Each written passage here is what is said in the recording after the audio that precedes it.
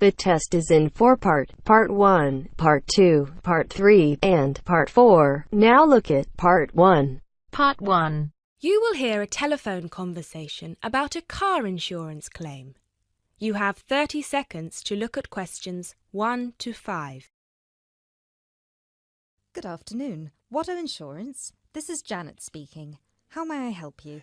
Yes, hello. I would like to make a claim on my car insurance, please. Certainly, sir. First of all, I'd like to inform you that all of our calls are recorded for monitoring and training purposes. Is that okay? That's okay. Could you please tell me your full name? Sure, it's Mr. Bennett Fisher. Okay, sorry, how do you spell your surname? It's spelled Fischer. Great, thank you. I see that you have taken out a third-party fire and theft premium with us on a 2013 light blue Volkswagen Passat. Is that okay? Yes, well, almost. The colour is not light blue, it's light green. Okay, thank you for updating your information with us. What is the nature of your claim with us today? Last weekend, I had driven up to York on business and left my car in a monitored car park. However, it was only monitored until 8 p.m.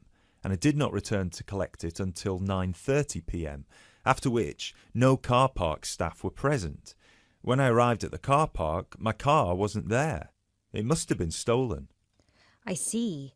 Were there any valuable items left in your car which could have been seen from outside? Well, I had recently bought quite an expensive radio for my car, but the front panel is detachable and I always stow it in my glove compartment.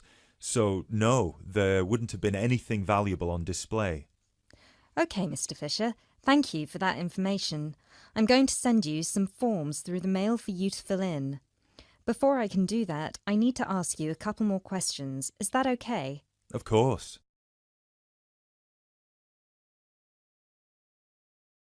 You now have 30 seconds to look at questions 6 to 10.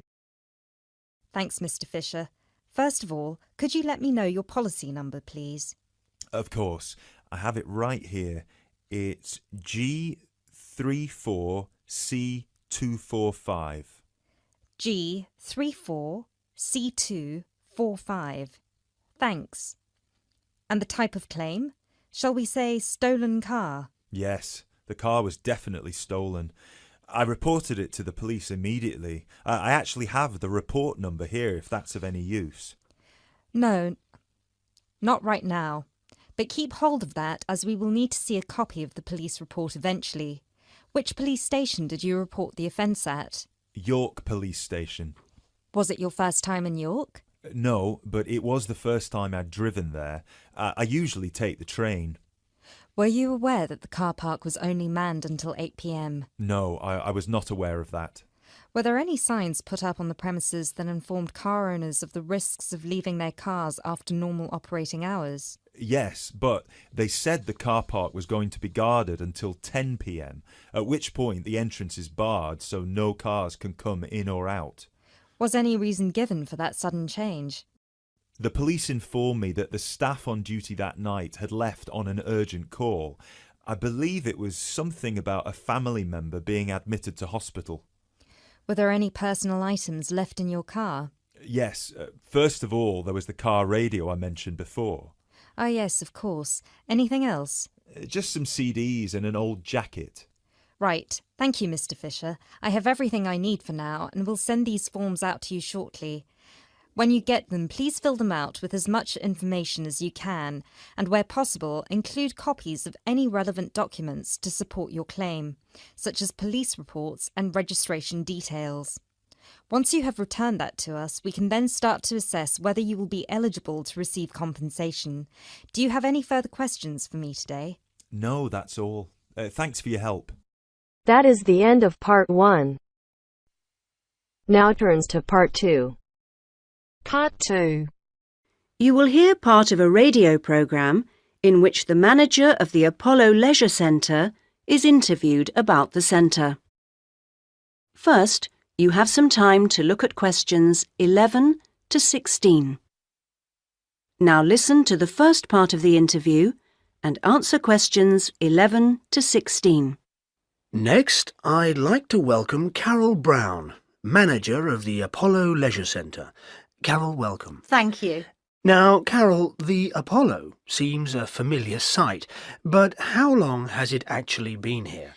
Well, we started negotiations to take over the previous Active Life Centre that used to occupy the premises in 2000 and planned to open in 2001, although the usual delays meant it was 2002 before we were up and running.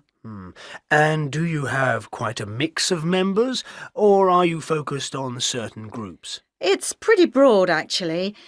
There are something like 200 adult members, so that's our biggest group, but we also have as many as 100 youth members, together with about 50 family group members. And I think we'll see that section growing to 100 over the next couple of years. Healthy numbers. Yes, and we'll be developing the centre to make it even more attractive. We're hoping eventually to build in a rock climbing wall, which would make a useful addition.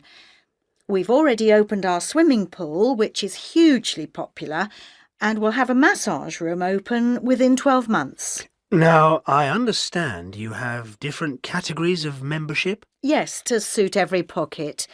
Blue membership includes all facilities for the member and a guest at all times, which is good for people with unpredictable timetables. If you can make it during daytime hours, red membership gives you excellent returns for your fee. As for only half price, you can use all the facilities during the day, and they're actually less crowded then. Green membership is designed for people who are only able to come infrequently, and so, of course, costs less. And there are chances to socialise? Oh, certainly. Our cafe is very popular and is a nice place to wind down and chat after working out or whatever. In fact, while it used to shut at 8, we've extended that to 9 now, with last orders taken at 8:30. It serves a whole range of food and drink. So if someone wants to join, what do they do? Come and see us. We'll give you all the details. The induction process takes about an hour and a quarter, which includes 3/4 of an hour on average with a personal trainer, and something like half an hour being shown round the different facilities. So we'd be well looked after? Definitely. Now you have some time to look at questions 17 to 20. Now listen to the rest of the interview and answer questions 17 to 20. OK, now, Carol, can you give us some idea of what we could expect to get as members of Apollo? Sure. Well, let's take next Monday as an example. The early evening would begin with the programme of classes. Of course, members would also be at liberty to do their own thing. I'm just talking about the listed classes that we'll be offering. So let's say you're free to turn up at 4 p.m. You could spend an hour in a class that we call gentle exercise. This isn't a hard workout, as you might be imagining it, but a session designed for those who perhaps are not used to rigorous classes and would like something to ease them in. Right. The next thing on offer will be starting at 5, and again it'll last for an hour. In contrast, this is what we simply call weightlifting. It's certainly not for softies, but this strenuous session is of course carefully monitored, and we wouldn't let anyone do anything silly. Oh, well, that's reassuring. And then, kicking off at 6:15, you'll be welcome at a class aimed at promoting better lifestyles, which we run under the banner of healthy living. We'll give you all sorts of useful advice about just living better. Oh, sounds easier than working out. And probably at least as important. And rounds the evening off nicely. Oh no, we still have one more offering. These days, so many people are working, frankly, more than they should be. And we try to combat the stress that creates by encouraging those who can to take part in the class we call relaxation. You can learn lots of helpful techniques for staying calm when you think everything's going terribly. Now you're talking. So we'll see you on Monday. Now... That is the end of Part 2. Now turns to Part 3. Part 3. You will hear a talk by a wildlife specialist on a type of bird called a kiwi. First, you have some time to look at questions 21 to 25. Now, listen carefully and answer questions 21 to 25. Ladies and gentlemen, welcome to Auckland Zoo on this sunny Sunday afternoon and to our special Kiwi fundraising event. My job is to tell you all about the amazing little kiwi, and your job, hopefully, is to dig deep in your pockets. Now, for the benefit of our overseas visitors here today, I should explain first of all that the kiwi is the national bird of New Zealand, and sometimes New Zealanders themselves are known as kiwis. Now, while kiwis in the wild are a rare sight, the kiwi as a symbol is far more visible. Apart from being in toy stores and airport shops all over the world, you'll find them on our stamps and coins. The kiwi is the smallest member of the genus Apteryx, which also includes ostriches and emu. It gets its name from its shrill call, which sounds very much like this. Kiwi! Kiwi! Kiwis live in forests or swamps and feed on insects, worms, snails and berries. It's a nocturnal bird with limited sight, and therefore it has to rely on its very keen sense of smell to find food and to sense danger. Its nostrils are actually right on the end of its long beak, which is 1/3 of the body length. Now, here's an interesting fact. Although kiwis have wings, they serve little purpose, because the kiwi is a flightless bird. Since white settlement of the islands, kiwi numbers have dropped from 12 million to less than 70,000. And our national bird is rapidly becoming an endangered species. This is because they're being threatened by what we call introduced animals. Animals which were brought to New Zealand, such as cats and ferrets, which eat kiwi eggs and their chicks. Before you hear the rest of the talk, you have some time to look at questions 26 to 30. Now listen and answer questions 26 to 30. And so we have launched the Kiwi Recovery Programme in an all-out effort to save our national bird from extinction. There are 3 stages to this programme. Firstly, we have the scientific research stage. This involves research to find out more about what kiwis need to survive in the wild. Then secondly, we have the action stage. This is where we go into the field and actually put our knowledge to work. We call this putting science into practice. And then we come to the 3rd stage, the global education stage. By working with schools and groups like yourself, as well as through our award-winning Kiwi website, we are hoping to educate people about the plight of the kiwi. As part of the action stage, which I just mentioned, we've introduced Operation Nest Egg, and this is where your money will be going. It works like this. It's a 3-stage process. First of all, we go out to the kiwi's natural habitat and we collect kiwi eggs. This is the tricky part, because it can be very difficult to find the eggs. Then, in safe surroundings, away from predators, the chicks are reared. Now, this can be done on predator-free islands or in captivity. They're reared until they're about 9 months old, at which stage the chicks are returned to the wild. So far, it's proving successful. And since we started the programme, some 34 chicks have been successfully raised this year, and their chances of survival have increased from 5 to 85%. However, It's not time to celebrate Kiwi survival just yet.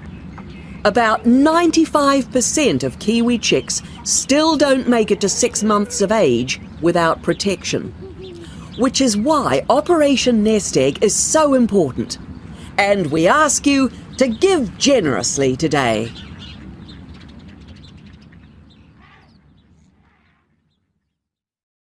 That is the end of Part 3. Now turns to Part 4. Part 4. You will hear a talk about developments in public transport in large cities. First, you have some time to look at questions 31 to 40. Now listen to the first part of the talk and answer questions 31 to 34. That big cities around the world are getting bigger is a clear trend. This situation is going to make the issue of transport increasingly important. Cities cannot work if their people and their visitors cannot move around. This means that public transport is vital to the success of cities. And yet, private car ownership is increasing all the time. Can these two facts be contained in the same reality? Isn't the car slowly but surely strangling the city? But we must acknowledge it does have genuine benefits. Having said that, the fact that car owners can escape to the mountains is of little relevance to the issue of daily city life, in which we need to do things like ferry heavy shopping and luggage around, something the car, of course, is invaluable for.